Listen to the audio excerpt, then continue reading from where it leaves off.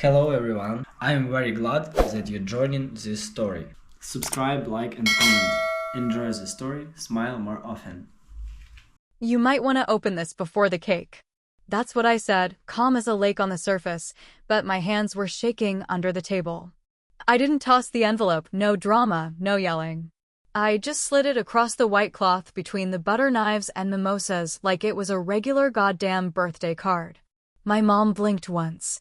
Greg looked like he'd swallowed glass. And for a moment, the whole brunch froze, the kind of silence that's louder than any scream when everybody's smiling just seconds ago, and now forks are frozen in midair, suspended like little silver lies. But this isn't where the story starts. This is just where it stops being quiet. If you rewind the reel about 40 years, you'll find a little girl in a corduroy jumper crying because the dog chewed up her birthday balloon. That girl was me, Elena, labeled early on as sensitive, like it was a diagnosis. I cried when I spilled juice.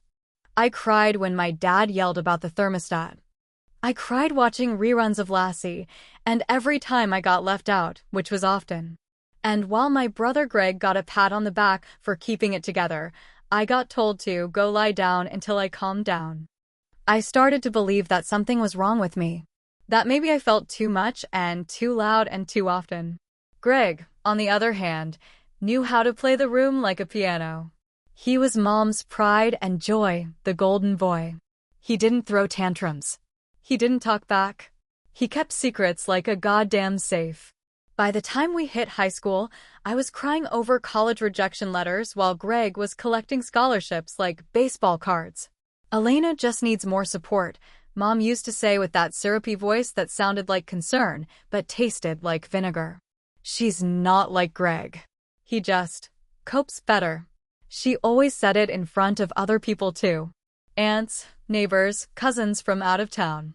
Anytime money or responsibility came up, she'd flash that rehearsed little smile and say, Elena's heart is in the right place, but she's too emotional to handle something like that. Then came the sigh, the head tilt, the subtle shake. I became the punchline to her well-meaning joke. The worst part? I swallowed it. I built my adult life around not proving her wrong, but trying not to prove her right. I worked a steady job, accounts payable for a manufacturing company, ironic, I know. Handled budgets, processed invoices, caught mistakes in spreadsheets that even the CFO missed. But none of it mattered at home. At home, I was still the girl who sobbed over a torn balloon. So when Mom turned 70 and called a family meeting in that weird, performative way she always did, I knew something big was coming. We sat around her dining room table, her white ceramic swans lined up on the mantel like a jury, and she announced that she'd finalized her will. Greg would be the executor, of course. I'd be listed, just not in a decision-making capacity. Her words, not mine. I just think it'll be easier this way, she said, cutting herself a slice of lemon pie, acting like she wasn't rearranging the foundation of our family with one polite sentence. Greg knows how to handle these things. And me? I just smiled and nodded like a good daughter. Inside, I was screaming. But outside, I was composed. The irony wasn't lost on me. Over the next few years, nothing outwardly changed, but something inside me calcified. Every time I visited, there was Greg, talking shop with Mom about taxes and retirement accounts, while I poured tea and asked about her hydrangeas. She never once asked how my job was going or if I needed help with anything. It was as if my role in her mind was permanently locked into the one who can't handle things. That's the thing about emotional abuse, it's rarely about what's said. It's about the 1,000 tiny things that aren't. It's about being left out of a conversation you should have been in.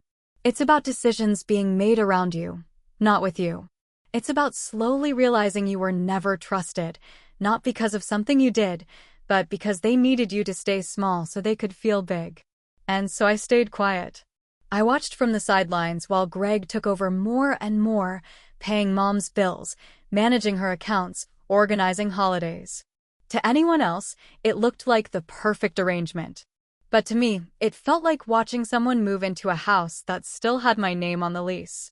What I didn't know then was that being kept out of the loop was the best thing that ever happened to me. Because when shit finally hit the fan and the truth started leaking through the cracks like oil from a bad engine, I had something Greg didn't: distance. And distance gives you perspective.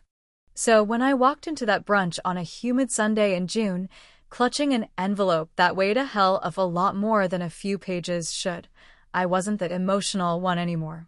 I was composed. Precise. Cold, even.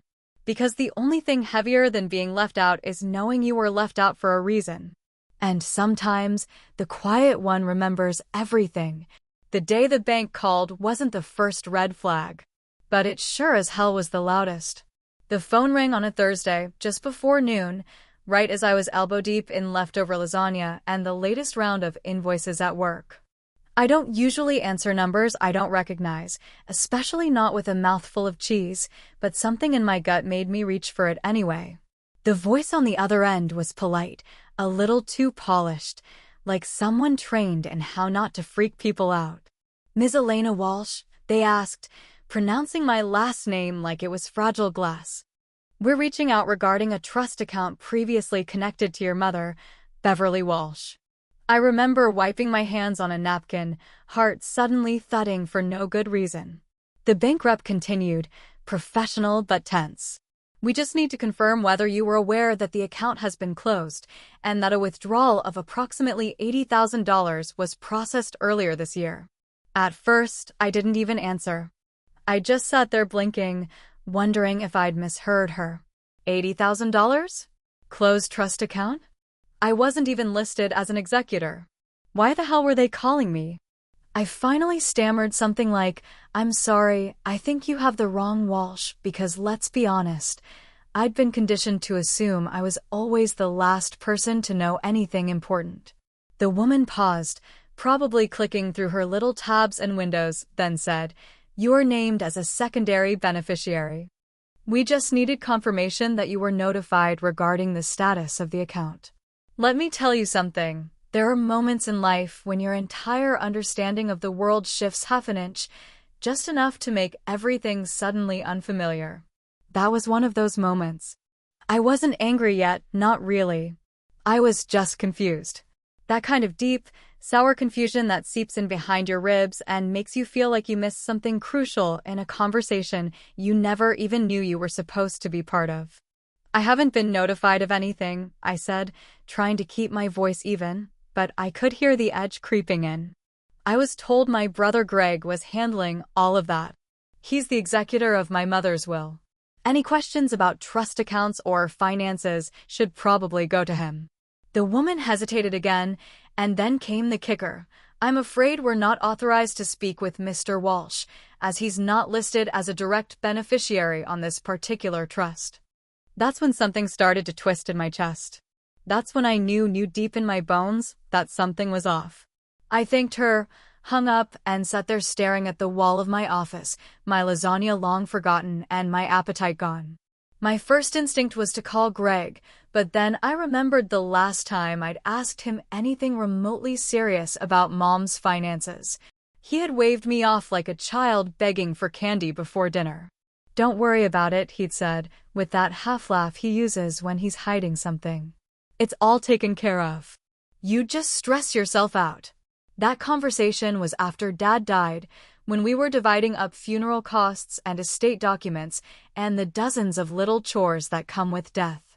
Greg had swooped in with spreadsheets and folders and this smug efficiency that made everyone praise him like he was a goddamn hero. Meanwhile, I was the one organizing the food, comforting Mom, chasing down long-lost cousins who didn't even send flowers. But nobody remembers who brought the casseroles. They remember who signed the papers. So no, I didn't call Greg. Not right away. Instead, I sat down at my laptop and started digging.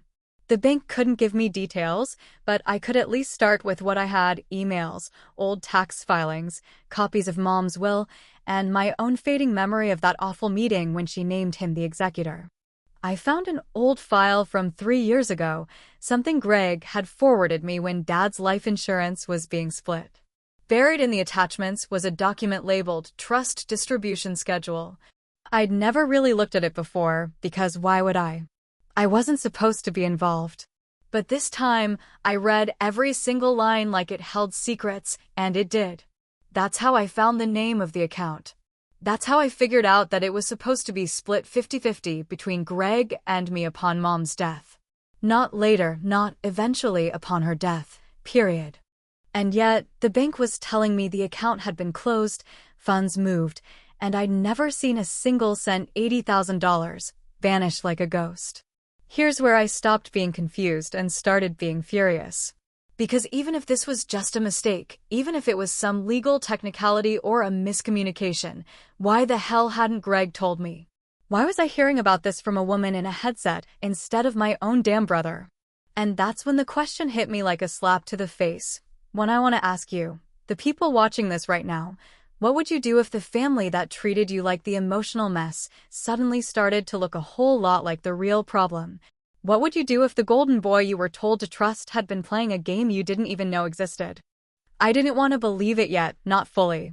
Denial's a hell of a thing, especially when the betrayal comes from inside the bloodline. But something stank, and it wasn't just old lasagna. So I printed every document I could find, opened a new folder on my desktop labeled Trustgate. Yeah, I know, dramatic, and I made a decision. I was done being quiet. I was done being too emotional. Because maybe, just maybe, the thing I'd been told was my biggest flaw was actually the one thing that made me dangerous. It wasn't just the money. It was the way he looked at me, like I wasn't even supposed to ask. It didn't take long for my curiosity to become a full-blown obsession, the kind that makes your hands shake a little when you type, and your jaw clench a little too tight when you think too hard about what you're really trying to prove. I'd spent 2 days combing through every email, every file, every buried receipt that Greg had ever carelessly CC'd me on during the estate mess. None of it was enough, not really. It was all sanitized and vague, the kind of paperwork you show a nosy sibling to keep them just informed enough to stay quiet. But I wasn't quiet anymore, and something inside me had clicked. Some part that had always been too scared to speak up that was now suddenly wide awake and hungry for answers. So that's how I ended up driving across town to Greg's 2-story colonial with a manila envelope in the passenger seat and a polite little lie rehearsed in my head. Just dropping off some of Mom's mail, I said when he opened the door, blinking like he didn't recognize me at first. She said she got some medical stuff addressed to your place by mistake. Thought I'd save her the drive. I smiled, warm and tight. Greg, ever the host, stepped aside and let me in like it was just another day, just another sibling visit, no big deal. His living room smelled like lemon furniture polish and marital tension, something I didn't fully clock until Lisa peeked out from the kitchen and froze like a deer caught chewing something it wasn't supposed to. "Hey, Elena," she said, voice light but eyes wide. She always had this nervous way of talking to me, like she wasn't sure whether to treat me like a bomb or a dog that might bite. "Didn't know you were coming by." I waved the envelope, shrugged like it was nothing, and asked if I could use the bathroom. Greg nodded and told me to go ahead, and just like that, I was walking past his tidy home office with its closed door and frosted glass pane. And you bet your ass I waited for the hallway to creak before I turned back around and slipped inside. Here's something you should know about Greg. He's organized. Painfully, obsessively organized. Everything in labeled drawers and color-coded folders. Which is probably why the thick black ledger sitting out on his desk immediately caught my eye. It didn't match the room. It didn't belong. And it damn sure wasn't meant to be left in plain sight unless someone was using it.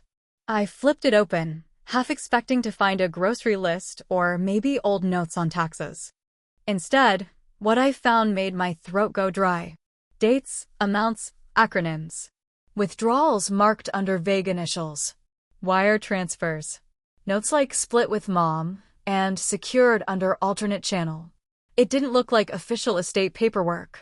It looked like a record of side transactions, stuff never shown in probate or mentioned in the will.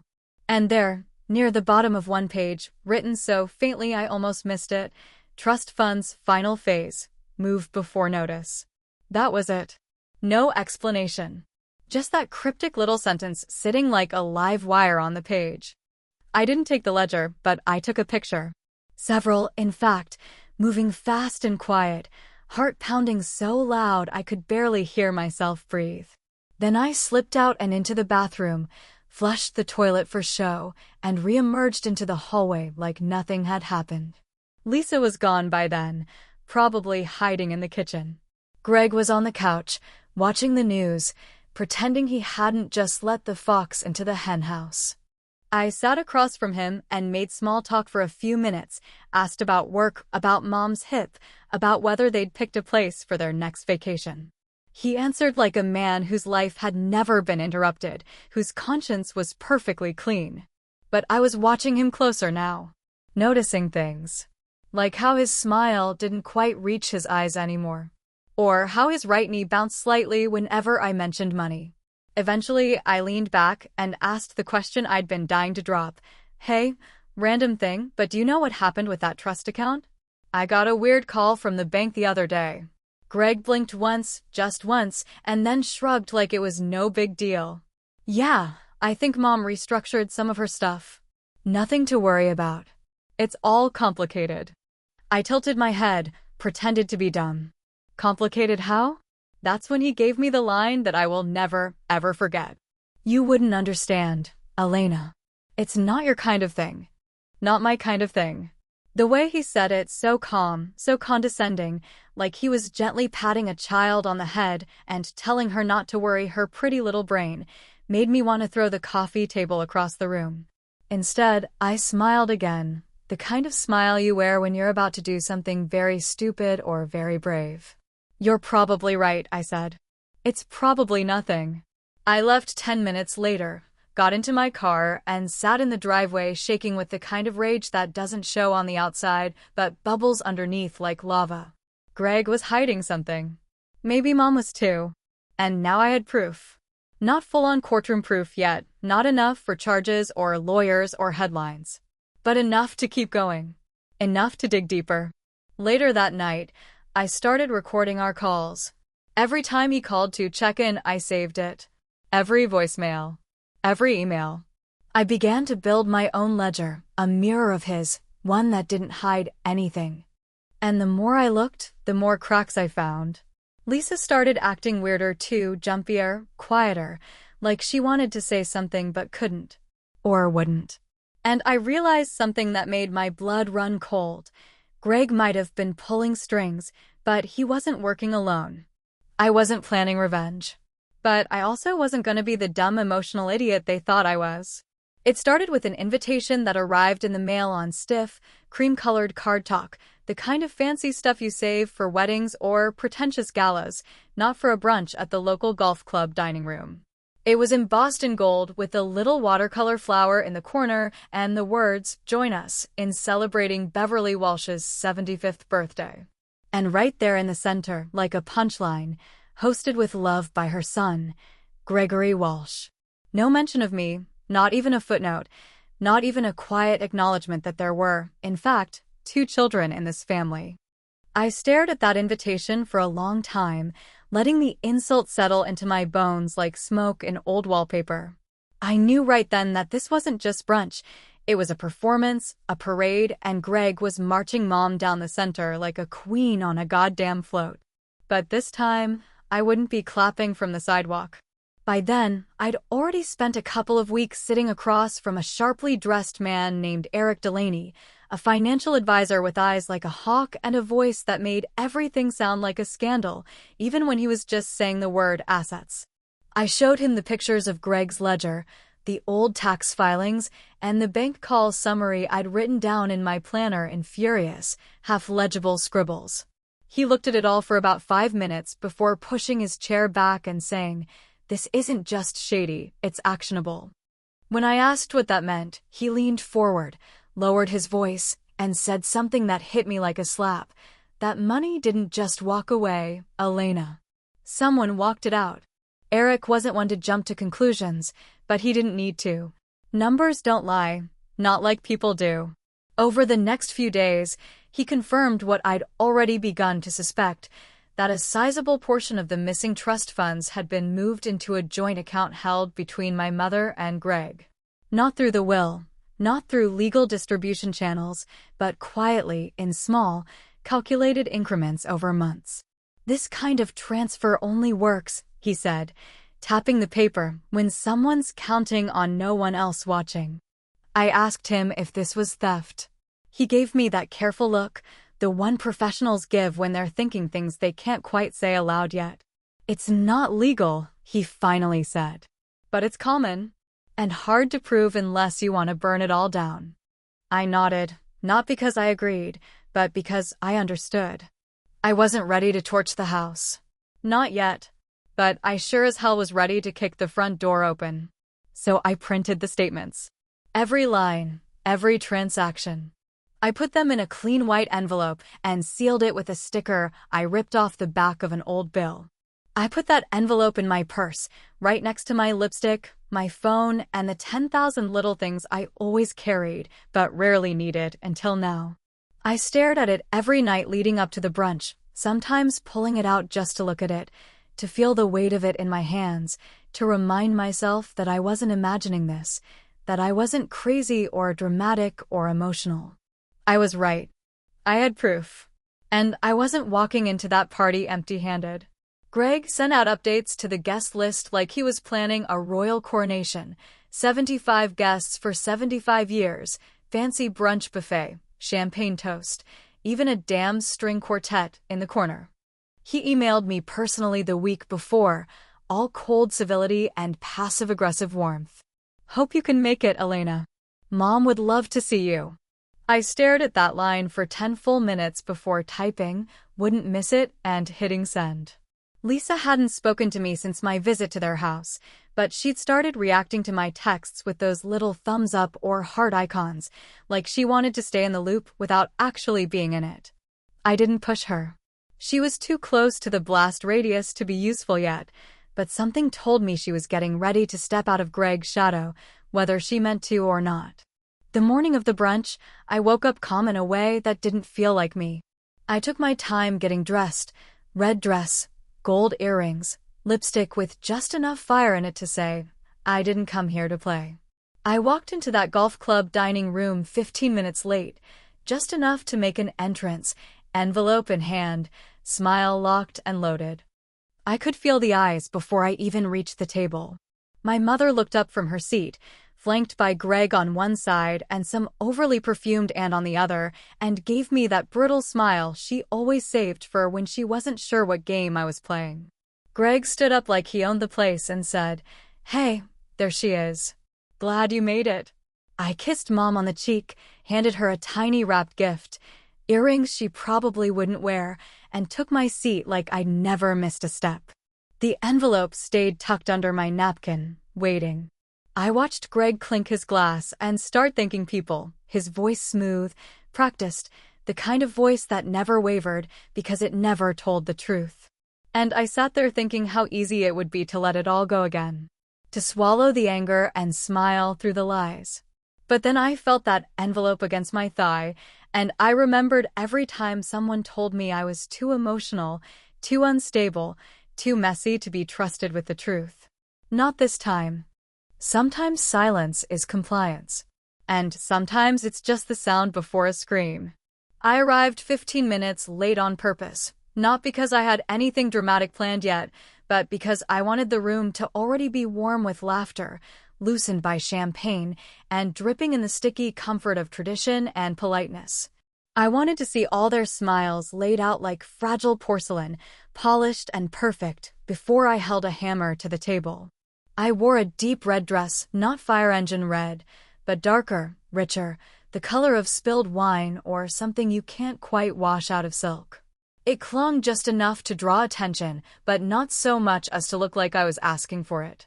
I curled my hair, wore lipstick with a little too much bite in it, and walked into that golf club banquet room like I belonged there. Not like an afterthought. Not like an apology. The room looked exactly like I'd pictured it. White tablecloths, tiny floral centerpieces, waiters in bow ties, and a string quartet playing Vivaldi like we were on the Titanic pretending nothing was sinking. My mother sat at the center table, glowing in pearls and pastel, surrounded by nieces, neighbors, and bridge club ladies. Greg stood beside her, tall and polished, lifting his glass to toast to her remarkable 75 years of grace and strength. The words came easy to him, too easy. Every sentence dripping with practiced warmth, each smile surgically placed like a politician kissing babies. And yet nobody noticed the flicker in his eyes when he spotted me near the back, holding my little black clutch with the envelope tucked inside. "Elena," my mother beamed, her voice rising above the soft hum of silverware and violins. "You look lovely, darling. Come sit." I kissed her cheek and took my seat at the family table, directly across from Greg and one seat over from Lisa, who offered me a tight-lipped smile that didn't reach her eyes. Her hands were shaking slightly, and I noticed the tiniest smudge of mascara under her right eye, like she'd either been crying or just too distracted to finish her face properly. I made small talk for a few minutes, answering questions about work, nodding through someone's boring story about their new deck renovation, waiting for the right beat, the right moment to flip the room upside down. The brunch went on. Toasts were made. Mimosas were poured. Greg shared a long-winded story about the time Mom talked her way out of a speeding ticket in the 80s, and everyone laughed like it was the first time they'd heard it. I watched my mother throw her head back and beam at her guests like the queen she believed she was, like the years of manipulation and backhanded compliments and whispered favoritism had somehow built her a throne instead of a shallow grave of broken trust. I waited until the server rolled out the cake, a 3-tiered monstrosity with pink roses and gold script that said 75 and thriving. Before I moved. "Before we do the cake," I said, standing slowly, voice loud enough to cut through the string quartet's soft crescendo. "Maybe open this." And I placed the envelope in front of her like it was a gift, not a grenade. The room fell into a silence so thick it was almost tactile, like someone had vacuumed the air out of the space. The only sound was the faint clinking of a fork as Lisa accidentally dropped hers onto her plate. My mother stared at the envelope like it had fangs. Greg stiffened beside her, every muscle in his neck drawing tight like piano wire. Nobody moved. Nobody spoke. My mother finally reached for it, her hand trembling just slightly, the way it used to when she was about to lie to a neighbor's face while smiling sweetly. She opened the flap with that same controlled grace, unfolded the pages, and began to read. Her lips moved, her eyes scanning the numbers, the dates, the proof. Her expression didn't change, not immediately. But the silence stretched. Greg was still frozen, no longer smiling, no longer polished. His face had gone pale, all the smugness evaporating like steam from a cracked teacup. "What is this?" she asked finally, her voice quiet but sharp, like a knife gliding across ice. "Where did you get this?" I didn't answer. I didn't need to. I just stood there, letting them all look at me, not the mess, not the meltdown, not the emotional disaster they'd always branded me as. Just me, standing calmly in a red dress, holding a mirror up to the family that had spent decades painting me as the problem while they built their kingdom on lies. Greg reached for the papers then, yanking them from her hands like he could control the narrative if he just held the proof. He scanned the pages faster, frantic, and then looked up at me with something between fury and fear in his eyes. "You don't understand what this is," he snapped, voice just a little too loud, cracking at the edges. "You're blowing this out of proportion." Lisa turned her face away then, as if she couldn't bear to watch what was unfolding, or maybe because she already knew it was coming and couldn't stop it. The guests looked around in stunned silence, no one knowing what to say, mouths slightly open, champagne flutes halfway raised like props in the wrong scene. "You've been lying," I said, still calm, still collected. "Not just to me. To her. To everyone. And this," I tapped the papers still clenched in Greg's hands, "this is just the part one can prove." My mother didn't speak. She didn't shout or cry or scold me for ruining her party. She just sat there, eyes fixed on the tablecloth, lips pressed tight. And I realized then that she knew. Maybe not all the details, but enough. Enough to look away instead of looking at me. Enough to protect the golden boy instead of the truth. I sat back down. The cake was still there, untouched, the candles waiting to be lit. But the party was already over. People whispered. Some got up to leave. The quartet stopped playing. I could feel the weight of every unsaid thing in that room, pressing against the walls, bending the air. I thought it would feel good. I was wrong. The moment I sat back down, the room fractured like ice under too much weight, and I knew then that there was no going back to polite conversation or shared desserts or pretending this family had ever really been whole. It didn't happen all at once. No screaming, no flying chairs, no dramatic exits to match the build-up. Instead, the destruction came in slow-motion waves, rippling through the brunch crowd like a silent bomb had gone off, one whose blast radius was more emotional than physical, but just as brutal. Greg was the first to break the silence, of course, because he always had to control the narrative, always had to reclaim the room with that self-assured, wounded authority that made everyone else question their own reactions. "You've ruined everything," he said, voice tight and low but still loud enough for people to hear it, even those trying to pretend they weren't listening. "This was supposed to be Mom's day. And you turned it into a goddamn circus." I could see his jaw clenching, that vein in his temple starting to bulge the way it always did when he didn't get his way but knew better than to explode. My mother finally looked up from her lap then, her hands folded tightly together like she was trying to physically hold herself together, and for a second, I thought maybe, just maybe, she'd say something real. Something honest. But all she said was, "How could you do this to us, Elena?" Not, "Why didn't you come to me?" Not, "Let's talk about this later." No curiosity, no denial, not even shock. Just disappointment, sharp and immediate and directed squarely at me. That was the moment something inside me shifted permanently, the moment I realized I wasn't her daughter in that room. I was her embarrassment. I wasn't someone she wanted to protect or understand. I was the one who didn't play the game correctly, who broke the rules by bringing receipts instead of just keeping the peace. "You're upset with me for showing you the truth," I said, my voice steady even though my hands were starting to shake in my lap. "But not with the fact that it is the truth?" She shook her head slowly, like I was too naive to understand the nuances of betrayal. "You don't understand the pressure Greg's under," she murmured. "You have no idea what it's been like handling all of this. He's done everything for me. Everything." That's when the flashback hit me, uninvited and unwanted, a scene from 5 or 6 years earlier, one of those random evenings when I'd come by to drop off some groceries after Dad had passed. I'd left my keys on the table and gone back to grab them, pausing outside the kitchen when I heard Mom's voice, low and conspiratorial. "She just can't handle it, Greg," she'd said. "She's too fragile. Always has been. If we give her too much responsibility, she'll break. She'll break." That phrase had nested in the back of my skull for years without me even realizing it, a line that explained so much about the way I'd been handled, managed, kept in a soft, padded corner like someone born brittle instead of someone made cautious by how she'd been treated. And now, hearing her say I'd ruined everything just because I dared to say something out loud, it all made sense.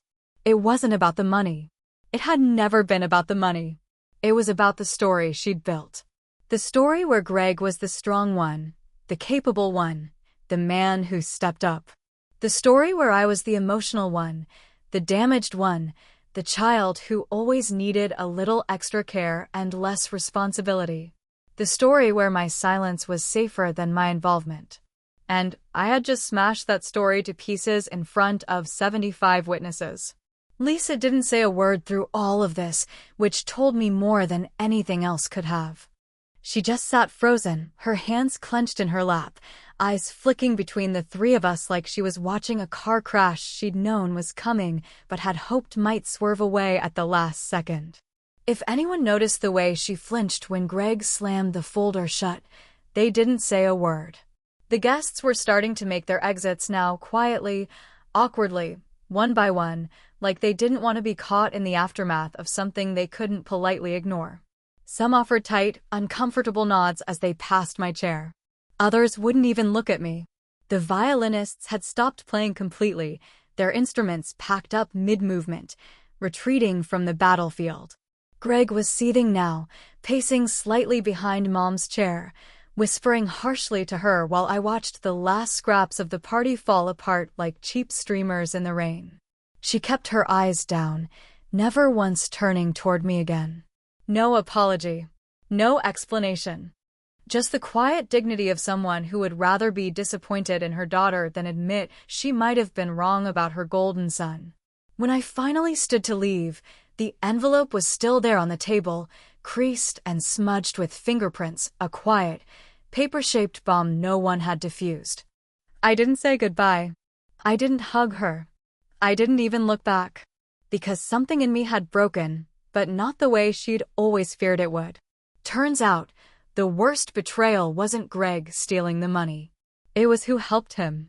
It was 4 days after the brunch when my phone rang again, buzzing across my kitchen counter while I stood staring blankly at a half-sliced apple and the untouched cup of coffee I'd made just to feel normal again. I almost didn't answer it because at that point, I was sick of voices, sick of explanations, accusations, fake apologies wrapped in sugar and guilt. But I saw her name flash across the screen and something in me shifted, just enough to reach out and hit accept. Lisa's voice was quiet, almost too quiet, like she was calling from a place where someone might overhear her, or maybe from a version of her life that was already halfway packed in boxes.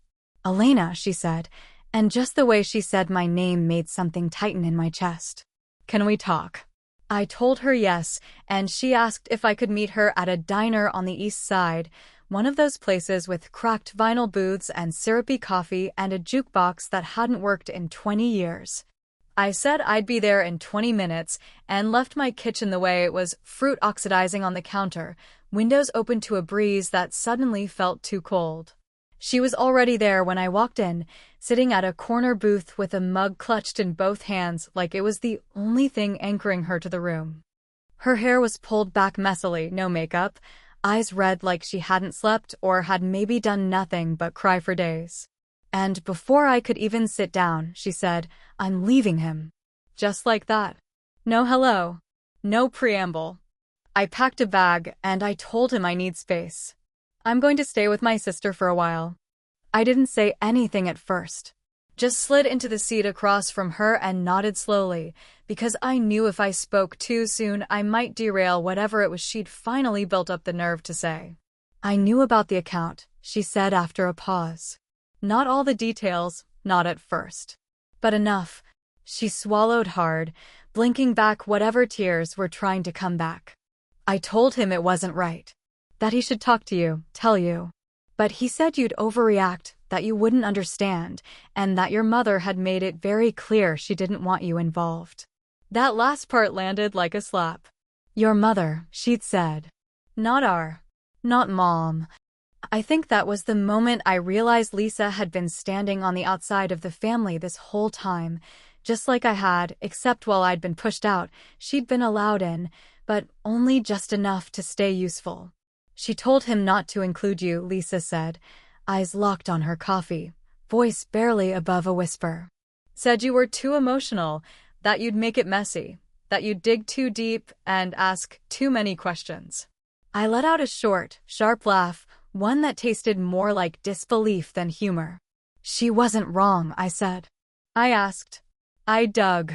And here we are. Lisa shook her head slowly. "It wasn't just about keeping you out of the finances. It was about control. She did it to both of you, Elena. In different ways, but still. She kept Greg close by telling him he was the only one she could trust. And she kept you distant by convincing you that you couldn't be trusted at all. She played you both. And he was so desperate to be the good son, he didn't even stop to question it." I sat back, feeling something cold settle in my spine. The kind of cold that doesn't come from winter air, but from realization, deep and ancient and undeniable. My entire life, I'd been trying to climb out from under this idea of who I was, a version of me carefully curated and maintained by a mother who needed a scapegoat just as badly as she needed a savior. And in that twisted dynamic, Greg was rewarded for blind obedience, while I was punished for inconvenient truth. Honesty had never been the issue. It had always been the threat. "She said you'd break," Lisa added, so softly I almost missed it. "That if you were involved, you'd fall apart and it would ruin everything." But I don't think that's true. I think you scared her. Because you saw things she didn't want anyone to see. For a long moment, neither of us spoke. The hum of the diner filled the silence, clinking silverware, muted conversation, the low hiss of coffee brewing in the background. Then Lisa said something I hadn't expected. "You should know. I found the rest. The accounts. The backup copies." She'd been moving money with Greg's help for years. Smaller amounts, sometimes under different names. But it's all there. And I saved it. I didn't ask why she was telling me all this now. I didn't need to.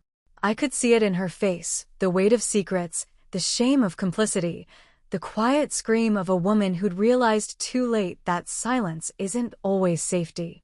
Sometimes, it's just guilt in a prettier dress. "I'll send you everything," she said, standing slowly, pulling a folded piece of paper from her purse and sliding it across the table. I should have spoken up sooner. "I'm sorry." I took the paper. I nodded. And then I watched her walk out of the diner like someone trying to outrun the version of herself she'd been living with for too long. And when I unfolded the paper and saw what was written, account numbers, dates, a breadcrumb trail of theft dressed up as caretaking, I didn't feel triumphant. I didn't feel vindicated. I felt hollow. Because I didn't get justice. I got clarity. Which is sometimes worse. There's something strange about the way things unravel quietly after the explosion, like the air itself goes still, as if the world doesn't quite know how to move forward now that the shouting is done and the dust has settled in the corners of the room. I didn't press charges, though God knows I could have. I had statements, timelines, digital backups, even Lisa's reluctant testimony tucked in a folder labeled insurance on a flash drive I kept in the drawer next to my passport. I had it all, the facts, the patterns, the goddamn truth, but not the energy. Not the need to drag it into court and let it rot there in front of strangers in suits who didn't know the first thing about how betrayal calcifies inside a family. Greg returned some of the money. Not with fanfare or public apology, of course, but through slow, discreet channels, little deposits that appeared in frozen accounts that had been locked after I filed a formal inquiry through the estate lawyer we'd both used when Dad passed. No one admitted anything. No one signed anything. But the numbers began to correct themselves, like a spreadsheet quietly rebalanced after too many mistakes had been left unchecked. It wasn't all of it, of course it wasn't, but it was enough to signal what I already knew. He was guilty. Not guilty enough for jail, maybe, but guilty enough to be scared.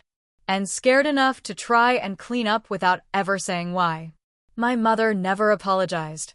Not once.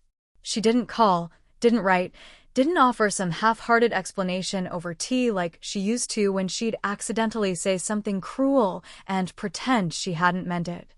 In fact, the next time I saw her, weeks after the brunch that blew our family's image to pieces, she acted like nothing had ever happened. Like she hadn't been at the center of a manipulation years in the making, like her silence hadn't cost me something I still couldn't quite name. We sat in her living room. Lisa was there too, just for support, and she talked about the weather, about the rising cost of groceries, about the neighbor who'd painted his mailbox gold, and what a tacky choice that was. She never once mentioned the envelope. Never once asked me how I found out or what I planned to do next. And I think, in her own way, that was the apology. That was the closest she could come to admitting fault, by pretending it hadn't happened. By giving me an invitation back into the performance, as though if we skipped enough scenes, we could resume the play like the audience hadn't walked out halfway through. But I didn't want to act anymore. I didn't want to perform grief or sisterhood or daughterhood under her script. So I walked away. Not with a bang. Not with a final showdown. Just quietly, steadily, with the door left open behind me in case I ever wanted to walk through it again, but knowing I probably never would. Some families never break clean. They just fray, thread by thread, until what's left is something you can't wear anymore without it falling apart in your hands. But I did one thing before I left that mattered more than any confrontation or courtroom drama ever could. I rewrote my will. It wasn't fancy, just a revised copy, legally notarized, with 2 witnesses and the kind of language that sounds impersonal but isn't. And in that will, I named Lisa's daughter, my niece, as my beneficiary. Not just for assets or money, but for the one thing I wish someone had left me when I was younger: the truth. I wrote her a letter, tucked it inside the envelope that would eventually be delivered along with everything else, and I ended it with one line, written in bold, underlined in pen I pressed hard enough to dent the paper. Don't let anyone tell you you're too much. Sometimes, too much is exactly enough. I don't know if she'll ever need it. Maybe she'll grow up in a world where the lies aren't so carefully wrapped in family photos and birthday toasts and forced smiles at brunches. But if she ever does, if the world ever tells her to sit down and be smaller and speak a little softer, I hope she remembers the woman who showed up in a red dress and asked the wrong question at the right time. The last time I saw my mother, she was standing by the front window of her house, the one with the yellow curtains and the chipped flower pot where nothing ever grew right. She wasn't looking at me, just out, beyond the glass, into the soft gray light of a spring afternoon. The envelope was still on the kitchen table behind her, unopened this time, a fresh one I'd sent with the corrected balances and the lawyer's final letter. She hadn't touched it. She wouldn't. And I realized, in that moment, that there would never be cake. Never be closure. Not really. Just a long pause where something used to be. A silence filled with all the things we never said and never would. But that was okay. Because I didn't need her forgiveness anymore. I didn't need Greg's explanations or Lisa's apologies or anyone else to tell me I'd done the right thing. I already knew I had. Not because it felt good, it didn't. But because it had been necessary. And sometimes, that's enough. I left the brunch without a slice of cake. But I finally got my piece of the truth,